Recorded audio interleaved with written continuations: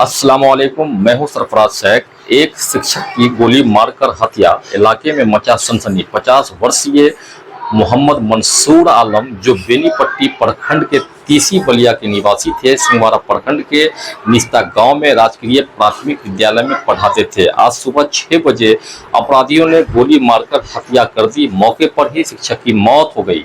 लोगों में आक्रोशित का माहौल। मौके पर सिंहवाड़ा थाना ज्योति कुमारी ने क्या कुछ कहा और वहां पर उपस्थित लोगों ने, आइए हम आपको सुनाते हैं। क्या हुआ है यहाँ पे, किस तरह की घटना घटी है? एक टीचर है मंसूर आलम जी, उनकी गोली मारने से हत्या हो गई है। क्या वो गोली लगी? कब? 2 गोली लगने की पुष्टि हुई है। सर कहाँ पे घटना है मैम? ये किस वक्त की घटना है? घटना डिफरेंट टाइम्स का बताया जा रहा है। अराउंड 6 o'clock की घटना लग रही है। ये गोली कहाँ लगी है यहाँ पे मास्टर साहब को? एक गोली तो उनके हेड पे लगी है और एक बैक पे लगी है। मैम ये घटना का लोकेशन कहाँ पड़ता है? ये कमतौल और भड़वाड़ा जाने वाले रास्ते में पड़ती है। काफी देर सड़क जाम रहा, यहाँ पर ग्रामीणों का आक्रोश रहा, काफी समझा बुझाकर आप लोग सफल हुई हैं बॉडी उठाने में। क्या आश्वासन इन लोगों को दिया है सर आपने? बिल्कुल उद्भेदन किया जाएगा, जल्द से जल्द इस कांड का उद्भेदन होगा। आज भी वो दिन याद है जब वो ज्वाइन किए थे।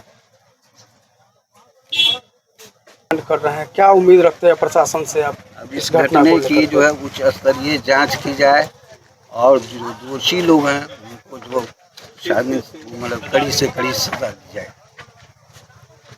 प्रणय कुमार हुआ, ये जो घटना घटा सर, एक शिक्षक को गोली मार दिया जाता है। आज दुर्भाग्य है हमारे राज्य की, जो शिक्षक समाज का दिशा और दशा दोनों बदलते हैं। एक अच्छे शिक्षक के साथ यह दुर्घटना होती है, जो हमारे लिए बहुत ही खेद की बात है, इस समाज के लिए खेद की बात है। और हम यही आशा करते हैं प्रशासन से कि उचित कार्रवाई करते हुए दोषी को कड़ी से कड़ी सजा दिलवाने का करेंगे, उचित न्याय देंगे, ताकि हम जितने भी शिक्षक हैं पूरे सिंहवाड़ा ब्लॉक के या दरभंगा जिले के, जो विद्यालय आने जाने क्रम में जो इस प्रकार की जो घटनाएं हो रही है आपराधिक द्वारा, उस पर पूर्ण रूप से लगाम लगाया जाए, जिससे हम लोग अपने आप को सुरक्षित महसूस करेंगे। धन्यवाद। उनको गोली मार दी गई।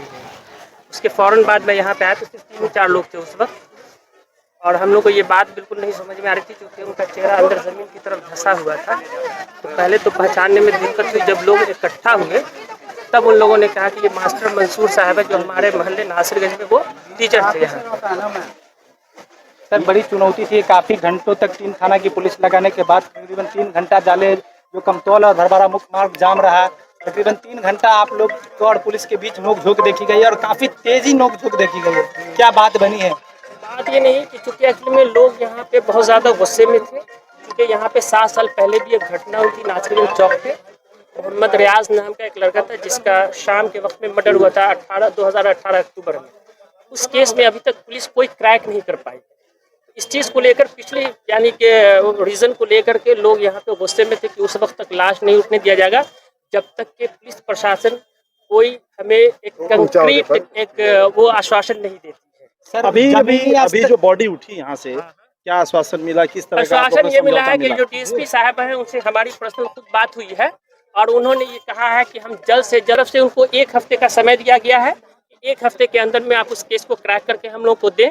और पिछले केस के बारे में भी उनको हम लोगों ने अवगत कराया है, और पिछले केस के बारे में भी हम लोगों ने उनसे कहा है कि उस केस में अगर कोई लीड मिलती है तो उस केस में कोई आप लीड लेकर के और उसमें भी जो है आप कार्रवाई करने की कोशिश करें। अभी देखा गया कि यहाँ पे दोनों रो रहे थे, सभी रो रहे थे, इसलिए कि 16 साल रिकॉर्ड नहीं है उनके बारे में कि ऊंची आवाज में भी उन्होंने किसी से बात किया हो। सर हर दिल अजीज थे जहाँ पे वो रह रहे थे किराए के, किसी से उनका कोई झगड़ा नहीं हो, कुछ मुँह टुट्टी जिसको हम लोग देहाती भाषा में बोलते हैं, उसमें भी कभी कुछ नहीं हुआ। तो जाहिर सी बात है ऐसे लोगों को देखिए, समाज जो है वो हिंदू मुसलमान सबसे बनता है, समाज उसी का होता है। ठीक है, अगर हम खराब रहेंगे तो घर का आदमी भी हमारा ये सवेरे जा रहे थे, क्या लग रहा है इस क्राइम सीन को देकर के? इस क्राइम सीन को देकर के हम लोग का कहना तो बिल्कुल बेमानी होगा। इसके बारे में तो पुलिस ही सही से अवगत कराएगी कि जो क्राइम थे और जिन्होंने क्राइम किया है ऑपरेंडिस का पता नहीं चल रहा है। मेरा नाम मोहम्मद खालिद है। सर ये हत्या की जो वारदात हुई है, घर से कब निकले थे ये? घर से अब ये तो हमने ना अब स्कूल के लिए निकलते हैं, अब मॉर्निंग में ही निकले। मॉर्निंग स्कूल है। यहाँ पे लोगों का कहना है, हम तो नहीं कि 5:43 में वो यहाँ पर से गुजरे हैं, जो सिमना से गुजरे, कुछ लोग 5:43 5:45 में वो यहाँ पर गुजरे हैं। जो भी हो, कोई इस तरीके का व्यक्ति जिस पर आप लोगों को नहीं हम लोग तो अभी नहीं कर सकते हैं, और ये कहना बिल्कुल गलत होगा, किसी के बारे में कुछ नहीं।